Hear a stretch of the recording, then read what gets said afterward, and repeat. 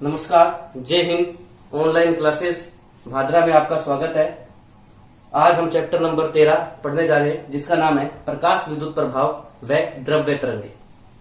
ये चैप्टर जो है बोर्ड एग्जाम में 4 नंबर का आता है, जिसमें मार्क्स का डिवाइसेशन कुछ इस तरीके से रहा है पिछले पेपरों के अंदर 2+1+1, यानी इस पैटर्न से अगर पेपर आता है तो आपके 3 क्वेश्चन आने की संभावना है, या ये भी पैटर्न फॉलो हो सकता है 2+2। तो इसके अकॉर्डिंग बोर्ड के अंदर 2 क्वेश्चन आने की संभावना है। इस पैटर्न से ये बात पूरी तरीके से साबित होती है कि इस चैप्टर से छोटे क्वेश्चन के आने की संभावना ज्यादा है। तो आपको इसके जितने भी बेसिक डेफिनेशंस हैं और जितनी भी छोटी छोटी बातें हैं वो आपको सारी पता होनी चाहिए, तभी आप इस चैप्टर से सभी क्वेश्चनों को बहुत आसानी से अटेम्प्ट कर सकते हैं। तो नोट लिखा हुआ है यहाँ पर। सबसे इंपॉर्टेंट हमारा क्या होगा, प्रत्येक छोटे छोटे डेफिनेशन और प्रत्येक छोटे छोटे पॉइंट्स पर हमारे को फोकस करना होगा। अब देखो, इस चैप्टर को मैंने क्या किया है, 2 भागों में डिवाइड किया है। एक है पार्ट ए, ठीक है, जिसे मैंने रखा है प्रकाश विद्युत प्रभाव, और दूसरा आपका पार्ट बी है, जिसमें आपकी कौन सी है, द्रव्य तरंगे। ठीक है, पार्ट ए के अंदर सबसे पहले अपने पढ़ेंगे और फिर इसके बाद हम किसको पढ़ेंगे, पार्ट बी को पढ़ेंगे। सबसे पहले अगर पार्ट ए की बात करें तो पार्ट ए क्या है आपका, प्रकाश विद्युत प्रभाव। तो हम इसके अंदर जानना चाहेंगे कि भाई प्रकाश विद्युत प्रभाव क्या है। तो इसके नाम से देखो पता लग रहा है, प्रकाश का मतलब यहां पर क्या हो गया, प्रकाश ऊर्जा, और विद्युत का मतलब यहां पर क्या हो गया, विद्युत ऊर्जा या विद्युत धारा कह सकते हैं। तो प्रकाश विद्युत प्रभाव के अंदर हम क्या पढ़ेंगे कि किस प्रकार से हम प्रकाश ऊर्जा की सहायता से विद्युत ऊर्जा या विद्युत धारा को उत्पन्न करते हैं। ठीक है, तो प्रकाश ऊर्जा की सहायता से हो गया, प्रकाश ऊर्जा की सहायता। अब देखो, प्रकाश विद्युत प्रभाव के बारे में हम आगे जानते हैं कि क्या इसकी एक्चुअल डेफिनेशन है। तो देखो, जब किसी धातु की सतह या पृष्ठ पर किसी निश्चित आवर्ती या विशिष्ट आवर्ती या न्यूनतम आवर्ती का प्रकाश आपतित होता है तो धातु की सतह से इलेक्ट्रॉनों का उत्सर्जन होता है। इसे ही हम क्या बोलते हैं, प्रकाश विद्युत प्रभाव कहते हैं। यानी फोटोनों के द्वारा या आपतित प्रकाश के द्वारा धातु की सतह से जो इलेक्ट्रॉन उत्सर्जित होते हैं, उन इलेक्ट्रॉनों के उत्सर्जन को ही हम क्या बोलते हैं, प्रकाश विद्युत प्रभाव कहते हैं। ठीक है, यहां पर सबसे इंपॉर्टेंट बात क्या है कि प्रकाश यानी आपतित फोटोनों के द्वारा, आगे हम बात करेंगे कि फोटोन क्या होते हैं, प्रकाश या आपतित फोटोनों के द्वारा धातु की सतह से जो इलेक्ट्रॉन उत्सर्जित होते हैं, उन इलेक्ट्रॉनों को फोटो इलेक्ट्रॉन कहा जाता है। ठीक है, और इन फोटो इलेक्ट्रॉनों के द्वारा ही क्या होता है, इन फोटो इलेक्ट्रॉनों के द्वारा जो धारा उत्पन्न होती है, उस धारा को ही क्या बोलते हैं, प्रकाश विद्युत धारा कहते हैं। ठीक है, अब यहां पर बात यह आती है कि देखो, हमने यही पढ़ा है प्रकाश विद्युत प्रभाव में कि हम धातु की सतह पर फोटोन यानी प्रकाश को आपतित करवाएंगे, फिर उन फोटोनों की सहायता से उस धातु की सतह से इलेक्ट्रॉनों का उत्सर्जन करेंगे, और उन इलेक्ट्रॉनों के द्वारा जो विद्युत धारा उत्पन्न होगी, उस विद्युत धारा को अपने क्या कहेंगे, प्रकाश विद्युत धारा कहेंगे। और हमने यही पढ़ा था, प्रकाश विद्युत प्रभाव यानी प्रकाश ऊर्जा की सहायता से हमें विद्युत ऊर्जा को उत्पन्न करना है।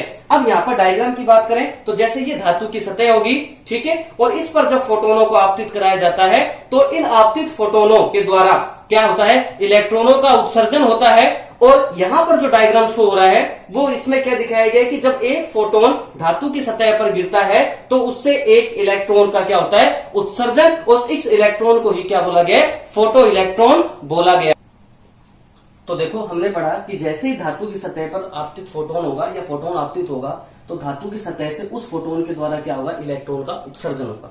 उस उत्सर्जित इलेक्ट्रॉन को ही हमने क्या बोला, फोटो इलेक्ट्रॉन बोला। ठीक है, तो यहां पर सबसे इंपॉर्टेंट बात जानने वाली क्या है, देखो इंपॉर्टेंट पॉइंट है कि प्रकाश विद्युत प्रभाव में यह बात साफ तौर पर बताई गई है कि किसी भी धातु की सतह से इलेक्ट्रॉन का उत्सर्जन करने के लिए न्यूनतम 1 फोटोन की ऊर्जा के बराबर हमारे को 1 फोटोन की ऊर्जा आवश्यकता होती है, या 1 फोटोन की क्या होती है, आवश्यकता होती है। ठीक है, अब ये भी तक हमने यहाँ पर देखो केवल क्या पढ़ा है कि प्रकाश विद्युत प्रभाव क्या है। तो धातु के सतह पर जब एक निश्चित आवर्ती या न्यूनतम आवर्ती का प्रकाश आपतित होता है या फोटोन आपतित होता है तो उससे इलेक्ट्रॉन का उत्सर्जन होता है। उस इलेक्ट्रॉन को हम क्या बोलते हैं, फोटो इलेक्ट्रॉन बोलते हैं। तो इस पूरी डेफिनेशन के अंदर 2 शब्द ऐसे आए हैं जिसके बारे में हमारे को नहीं पता है, और जो 2 शब्द वो है वो कौन कौन से हैं, एक फोटोन है और एक क्या है, आवर्ती है। तो सबसे पहले हम जानेंगे कि क्या फोटोन होता है, ठीक है, और उसके बाद हम जानेंगे कि आवर्ती क्या है। ठीक है, तो सबसे पहले हम फोटोन और उसके बाद क्या है, आवर्ती के बारे में पढ़ेंगे। अब देखो, सबसे पहले हमने बताया था कि हम दो शब्दों के बारे में पढ़ेंगे, एक फोटोन और दूसरा क्या है, आवर्ती। सबसे पहले फोटोन को समझते हैं। तो फोटोन को समझने के लिए हमारे को प्रकाश की प्रकृति के बारे में पता होना चाहिए। प्रकाश जो है वो द्वैत प्रकृति का यानी ड्यूल नेचर या डबल नेचर का पाया जाता है। प्रकाश की एक प्रकृति होती है कणीय प्रकृति, जिसे न्यूटन के कणिका सिद्धांत में बताया गया है, ठीक है। और प्रकाश की दूसरी प्रकृति होती है तरंग प्रकृति, जिसे हाइगन के तरंग सिद्धांत में बताया गया है, ठीक है। प्रकाश की कणीय प्रकृति, जिसे न्यूटन के कणिका सिद्धांत में बताया गया है, उसके अनुसार क्या बताया गया है कि प्रकाश जो है वो बहुत सारे कणों से मिलकर बना हुआ है और कुछ कणों या कुछ कणों का समूह है, यानी कुछ कणों का बंडल या पैकेट या कणों के समूह को, यहां पर हम समूह भी कह सकते हैं या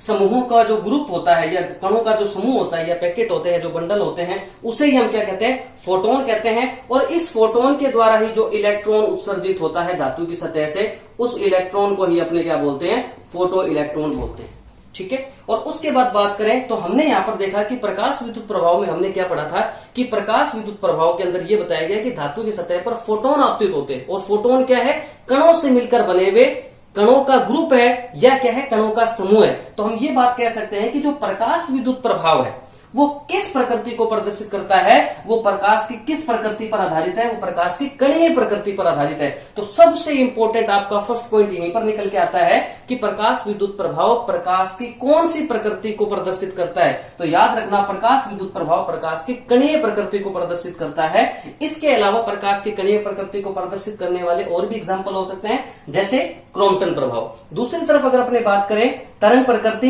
इसे बताया गया था हाइगन के तरंग सिद्धांत में। प्रकाश की तरंग प्रकृति के लिए हमारे पास दो चैप्टर हैं, एक किरण प्रकाश की और दूसरा तरंग प्रकाश की, जहां पर हम क्या करेंगे, वहां पर तरंग नेचर के बारे में पता लगाएंगे। पूरा जो आपका चैप्टर नंबर 12 है तरंगार्ग और तरंग वाला, उसके अंदर हम वहां पर प्रकाश की तरंग प्रकृति के बारे में ही अध्ययन करेंगे। अभी हम केवल समझना है हमारे को कि इसकी तरंग प्रकृति को प्रदर्शित करने वाली बहुत सारी प्रकाशीय घटनाएं हैं, जैसे प्रकाश का व्यतिकरण, प्रकाश का विवर्तन और प्रकाश का ध्रुवण। ये सभी जो प्रकाशीय घटनाएं हैं, ये सारी की सारी क्या करती हैं, प्रकाश की तरंग प्रकृति को प्रदर्शित करती हैं, ठीक है।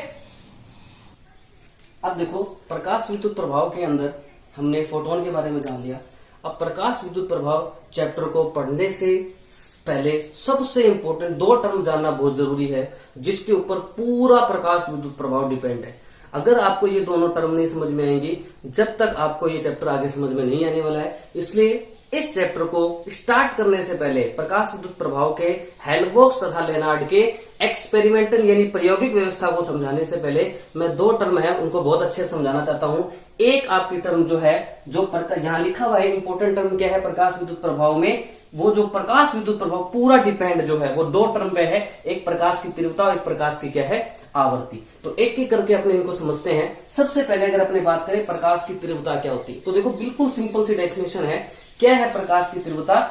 जब किसी भी या किसी प्रकाशीय स्रोत द्वारा प्रति सेकंड उत्सर्जित होने वाले फोटोनों की संख्या को ही उस स्रोत की क्या कहते हैं, तीव्रता कहते हैं। यानी कहने का मतलब क्या है कि किसी भी प्रकाशीय स्रोत से प्रति सेकंड कितने फोटोनों का उत्सर्जन हो रहा है। किसी भी प्रकाशीय स्रोत से प्रति सेकंड जितने ज्यादा फोटोनों का उत्सर्जन होता है, प्रकाश की तीव्रता उतनी ही क्या होती है, ज्यादा होती है। तो यहां पर प्रकाश की तीव्रता का मतलब क्या हो गया, किसी भी प्रकाशीय स्रोत से प्रति सेकंड उत्सर्जित होने वाले फोटोनों की संख्या से। अब सबसे इंपॉर्टेंट बात यह है, तीव्रता टर्म का मतलब यहां पर क्या है, हमने क्या पढ़ा था, प्रकाश विद्युत प्रभाव में जितने ज्यादा फोटोन आपतित होंगे, क्योंकि एक फोटोन एक इलेक्ट्रॉन का उत्सर्जन करेगा, तो जितने ज्यादा किसी भी धातु के सतह पर फोटोन आपतित होंगे, उतने ही ज्यादा इलेक्ट्रॉनों का उस धातु के सतह से उत्सर्जन होगा। और जितने ज्यादा इलेक्ट्रॉनों का उत्सर्जन होगा, जिसे हमने फोटो इलेक्ट्रॉन कहा था, उन फोटो इलेक्ट्रॉनों के कारण क्या होगी, प्रकाश विद्युत धारा का मान उतना ही ज्यादा होगा। यानी आपतित फोटोनों की संख्या बढ़ाने से क्या होगा, उत्सर्जित इलेक्ट्रॉनों की संख्या बढ़ेगी, और उत्सर्जित इलेक्ट्रॉनों की संख्या बढ़ने से क्या होगा, उन उत्सर्जित इलेक्ट्रॉनों के द्वारा प्रकाश विद्युत धारा का मान बढ़ेगा।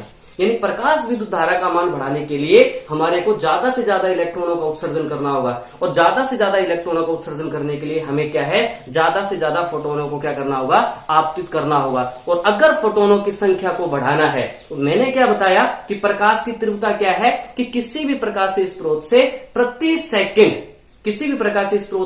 सेकंड उत्सर्जित होने वाले जो फोटोनों की संख्या है, वही उसकी क्या कहलाती है, तीव्रता कहलाती है। अगर फोटोनों की संख्या को बढ़ाना है तो इसका मतलब क्या हो गया, प्रकाश की तीव्रता को बढ़ाना होगा।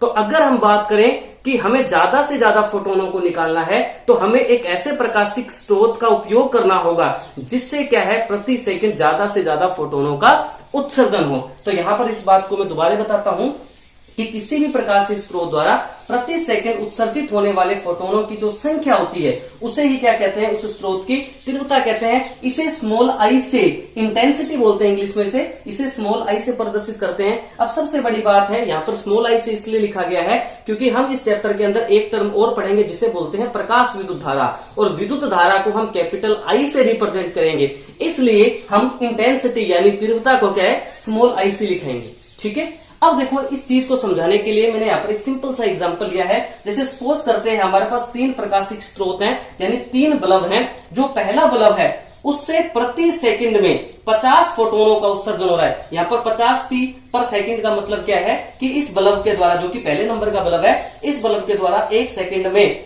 50 फोटोन उत्सर्जित हो रहे हैं। इसी प्रकार से इस बल्ब की जो तीव्रता है उसको मैंने I1 से लिख दिया। तो मैं कह सकता हूं कि यहाँ पर जो I1 है वो किसके बराबर है, 50 फोटोन प्रति सेकंड। इसी प्रकार से जो दूसरा बल्ब है उसके द्वारा 1 सेकंड में 100 फोटोनों का उत्सर्जन हो रहा है। तो मैं यहाँ कह सकता हूं, और दूसरे बल्ब की तीव्रता को मैंने किससे लिखा है, स्मॉल I2 से लिखा है। तो मैं कह सकता हूं कि I2 किसके बराबर होगा, दूसरे बल्ब के लिए 100 फोटोन प्रति सेकंड। इसी प्रकार से जो तीसरा बल्ब है जिसके द्वारा 1 सेकंड में 200 फोटोनों का उत्सर्जन हो रहा है, तो मैं कह सकता हूं कि तीसरे बल्ब की जो तीव्रता है वो I3 किसके बराबर हो गया, 200 फोटोन प्रति सेकंड। तो बल्ब 1 के लिए I1 किसके बराबर है, 50 फोटोन प्रति सेकंड। बल्ब 2 के लिए I2 किसके बराबर है, 100 फोटोन प्रति सेकंड। और बल्ब 3 के लिए I3 किसके बराबर है, 200 फोटोन प्रति सेकंड। तो मैंने क्या बताया कि जिस प्रकाशीय स्रोत से ज्यादा फोटोन प्रति सेकंड उत्सर्जित होंगे उसकी तीव्रता उतनी ही ज्यादा होगी। तो इन तीनों बल्बों में से सबसे ज्यादा फोटोन किससे उत्सर्जित हो रहे हैं, तीसरे बल्ब से उत्सर्जित हो रहे हैं। तो तीसरे बल्ब की तीव्रता सबसे ज्यादा होगी, उससे कम किस बल्ब की होगी, दूसरे बल्ब की होगी, और उससे कम किस बल्ब की होगी, तीसरे बल्ब की होगी। तो इस प्रकार से हमने पढ़ लिया कि प्रकाशीय स्रोत द्वारा प्रति सेकंड उत्सर्जित फोटोनों की संख्या बढ़ने से प्रकाश की तीव्रता बढ़ती है। तो यहाँ पर हमने तीनों बल्बों के लिए तीव्रता का क्रम पढ़ लिया है। तीसरे बल्ब की तीव्रता सबसे ज्यादा है, दूसरे बल्ब की उससे कम, और सबसे कम किसकी है, पहले बल्ब की है। तो ये था प्रकाश की तीव्रता को हमने अच्छे से समझा है। अब हम अगली क्लास के अंदर प्रकाश की आवृत्ति को समझेंगे। तब तक के लिए धन्यवाद, नमस्कार।